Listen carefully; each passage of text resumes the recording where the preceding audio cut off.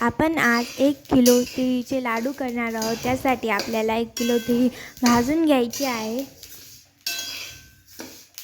आता आपल्याला कढईत 1 कप पाणी टाकून ठेचलेला गूळ पगळण्यासाठी टाकायचा आहे।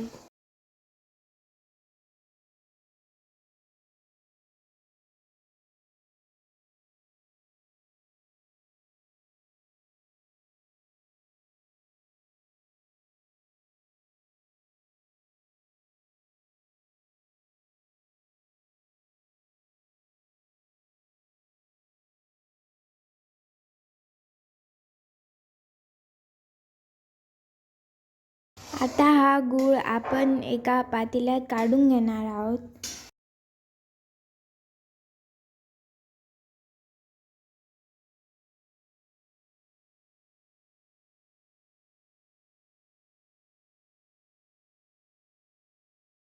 अजून पाक तयार झालेला नाही आहे, त्याच्यासाठी आपण कढई परत धुवून त्याच्यात तो गूळ टाकायचा आहे, गुळाचा पाक टाकायचा आहे।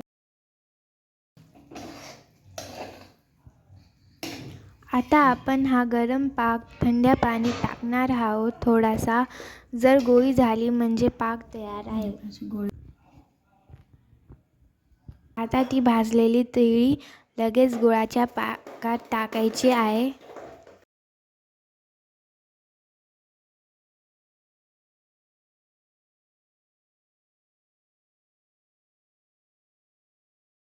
आता हलक्या हाताने हाताला थोडं पाणी लावून लाडू बनवायचे आहे।